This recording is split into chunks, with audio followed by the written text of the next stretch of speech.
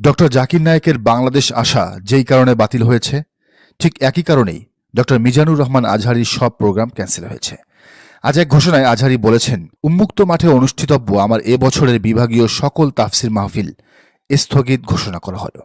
কারণ হিসেবে তিনি লিখেছেন, গত বছর দেশব্যাপী 8টি বিভাগে তাফসিরুল কোরআন মাহফিলে অংশগ্রহণ করেছিলাম। আলহামদুলিল্লাহ, প্রতিটি প্রোগ্রাম বেশ শান্তিপূর্ণ ও উৎসবমুখর পরিবেশে সম্পন্ন হয়েছে। পবিত্র কোরআনের দুর্বার আকর্ষণে দূর দূরান্ত থেকে ছুটে আসা জনতার উপচে পড়া ভিড় ছিল চোখে পড়ার মতো। লাখো মানুষের এ সকল জমায়েত সামাল দিতে আইনশৃঙ্খলা রক্ষাকারী বাহিনীর সদস্যদের বেশ হিমশিম খেতে হয়েছে।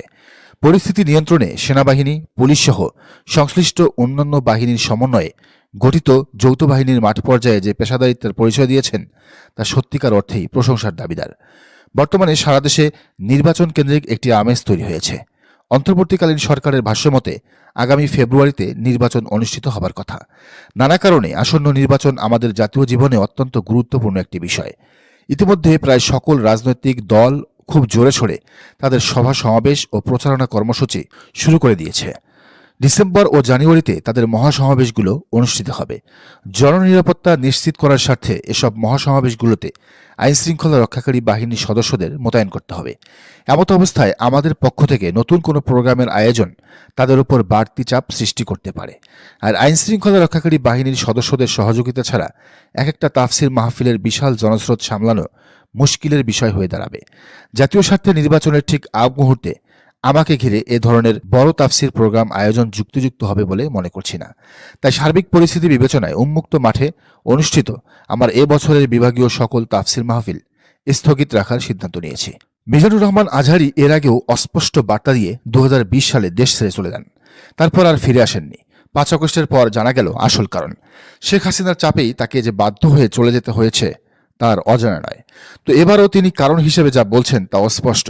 শেখ হাসিনা পালানোর পর গত বছর মিজানুর রহমান আজহারী দেশব্যাপী 8টি বিভাগে 8টি মাহফিল করেছেন।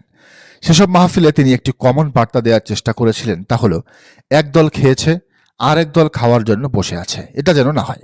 ভোকাল ছিলেন চাঁদাবাজির বিরুদ্ধেও। এতেই পল্টনের গদি লড়বড় হয়ে গিয়েছিল। চারদিক থেকে তাদের নেতানেত্রীরা আজহারীকে জামাতি রাজাকার বলে গালি দেওয়া শুরু করে। শেষমেশ সিলেটের মাহফিলে গন্ডগোলও পাকায়। তো এরপর থেকে মিজানুর রহমান আজহারী তাদের চোখের কাঠা হয়ে ওঠেন। এই বছরে মিজানুর রহমান আজহারী যদি প্রোগ্রাম করত তাহলে কি হতো বা কি হবে সেটা সবার জানা। সামনে পট পরিবর্তন হবে। সুতরাং মিজানুর রহমান আজহারী এইবার মাহফিলে চাঁদাবাজ, দুর্নীতিবাজদের বিরুদ্ধে কথা বলতেন। মিজানুর রহমান আজহারী এইবার জনগণকে সতর্ক করতেন, বলতেন ভোট একটি পবিত্র আমানত, এটি যেন সঠিক পাত্রে দেয়া হয়। ফলে জনগণ চাঁদাবাজদের আগেই লাল কার্ড দেখিয়ে দিত। এই ভয়ে একটি দলের হাইকমান্ড মিজানুর রহমান আজহারীর উপর চাপ প্রয়োগ করে তার প্রোগ্রাম ক্যান্সেল করতে বাধ্য করেছে। নেটিজেনরা বলছেন এইসব বল প্রয়োগে তারা কয়জনকে থামাবে? যা হবার তা তো হবেই। এবার কোটি কোটি জনতা চাঁদাবাজদের বিপক্ষে ন্যায় ইনসাফের পক্ষে সিল মারবে ইনশাল্লাহ, পারলে ছেঁকেও। বিষয়টি নিয়ে সুলাইমান মাসুম লিখেছেন, 80 এবং 90-এর দশকে শহীদ আল্লামা দেলওয়ার হোসেন সাঈদীর মাহফিলগুলোতে 144 ধারা ঘোষণা করেও মাহফিল বন্ধ করা যায়নি। অনেক মাহফিলে আল্লামা সাঈদী তাফসির পেশ করছেন, একপাশে গুলি হচ্ছে, মুহুর্মুহু ককটেল আক্রমণ হচ্ছে।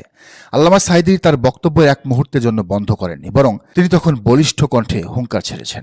আল্লামা সাঈদী গ্রেফতার হওয়ার আগ পর্যন্ত নিজ হাতে কোনো মাহফিলের শিডিউল বাতিল করেননি। আল্লামা দেলওয়ার হোসেন সাঈদী সর্বশেষ জামায়াতের নায়েবে আমির ছিলেন। যখন গোটা দেশে নির্বাচনে জামাত ভালো কিছু করতে পারেনি, তখনও তিনি তার নিজ জনপদে হিন্দু অধ্যুষিত এলাকা হতে দাড়িপাল্লা প্রতীকে সংসদ সদস্য নির্বাচিত হয়েছিলেন। তিনি জামাতের পদ পদবি নিয়ে তাফসির পেশ করতেন। জনতা তারপরও মনোমুগ্ধ হয়ে কথা শুনত। তাতে বরং আল্লামা সাঈদীর গ্রহণযোগ্যতা সর্বমহলে আরও বেশি জনপ্রিয় হয়ে উঠেছিল। মিজানুর রহমান আজহারীকে উদ্দেশ্য করে মাসুম বলেন, ঠুনকো অজুহাত সামনে এনে জানি না আপনি কার বা কাদের পরামর্শে এই সিদ্ধান্ত নিয়েছেন, অথচ এই সময়টাই ছিল জাতিকে সঠিক দিক নির্দেশনা দেওয়ার উপযুক্ত সময়। সবার কাছে নিজেকে গ্রহণযোগ্য ও বিতর্কের ঊর্ধ্বে রাখার যে কৌশল অবলম্বন করলেন তা আশা করিনি। ইসলাম, ইসলামী আন্দোলন, ইসলামী রাজনীতি, ইসলামী রাষ্ট্র প্রতিষ্ঠার যে সংগ্রাম চলছে তার পক্ষে আপনার ভূমিকা রাখার এটাই সঠিক মৌসুম ছিল। জানি না কে বা কারা আপনাকে এই ক্ষেত্রে প্রভাবিত করল।